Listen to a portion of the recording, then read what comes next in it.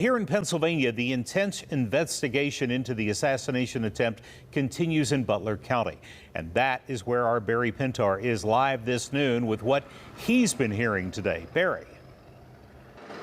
Yeah, a lot of unanswered questions, but we are starting to get a glimpse of exactly what happened live here in Butler County, you just said, John. And you see all these houses next to me, and I'm showing you that because as we swing around, excuse the telephone pole on the way, you're going to see we're right across the street from that flag, which right under it is the location where former President Trump was speaking when a shot was taken at him. So I want to talk about perimeters because this is the new information that we are learning thanks to one of our reporters here at KDKA. When there is an event like this, what is known as the inner perimeter, and I'll show you a map that might make sense. As you see on this map, you're going to see where the president was standing.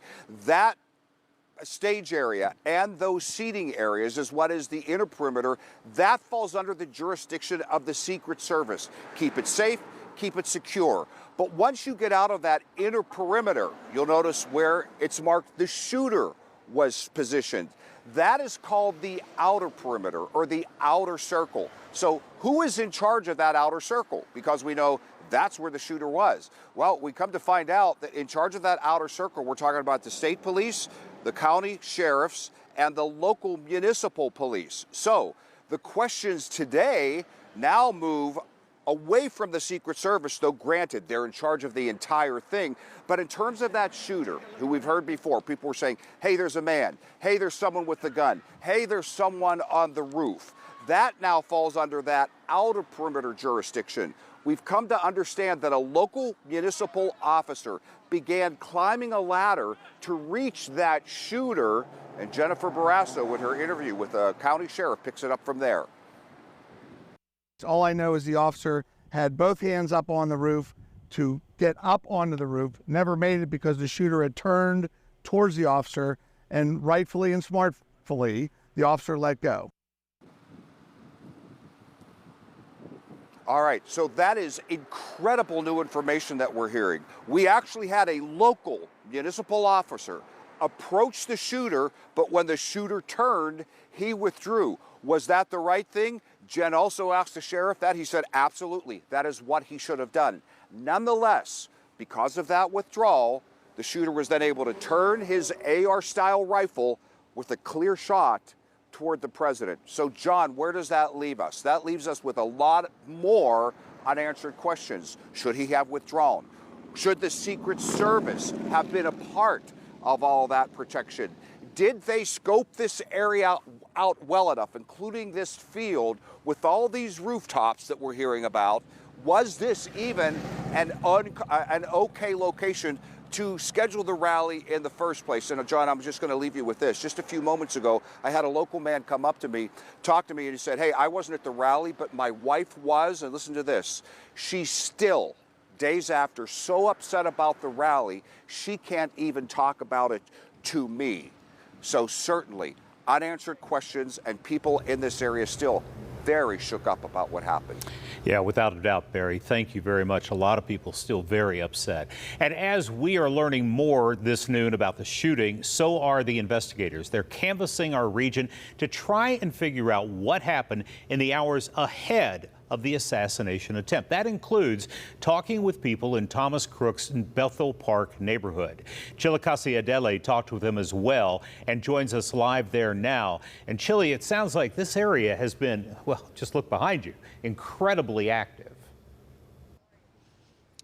Yeah, John, good afternoon to you. There is a frenzy of media outlets all over this neighborhood, local outlets, national outlets, even some international outlets.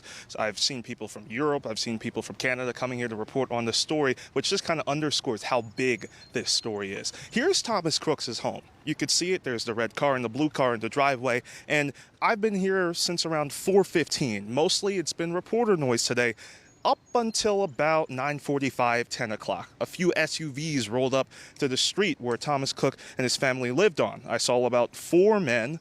One had a patch that read Pittsburgh, Federal Bureau of Investigation, and then SWAT was written between those two things. The FBI split up in twos from the 4 men I saw, knocking on doors to no avail in a lot of cases. Now, one of the One of the pairs led into the Crooks' home, left after a few minutes. The FBI also approached two people hanging out on one of the porches over here around where we're standing, and the feds asked a few questions and left. Now, the people on the porch, there was kind of a scrum that came up to them. They said that they didn't know much about Crooks and his family. Now, we spoke with them after. Here's what one of them, his name is Steve, had to say. I don't feel any particular culpability to it because I live in the same neighborhood. I think everybody is shocked and surprised, maybe not as surprised as we should be, but shocked that this kind of thing happened. And I think we all hope that this will be the end of it and we'll get to a position where people can have regular, polite discourse about their issues rather than pulling out a gun and climbing on a roof.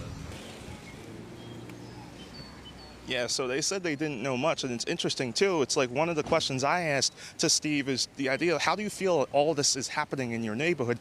And part of it is that they're looking for answers just like we are looking for answers, just like the world is looking for answers right now. Right now, they seem hard to come by.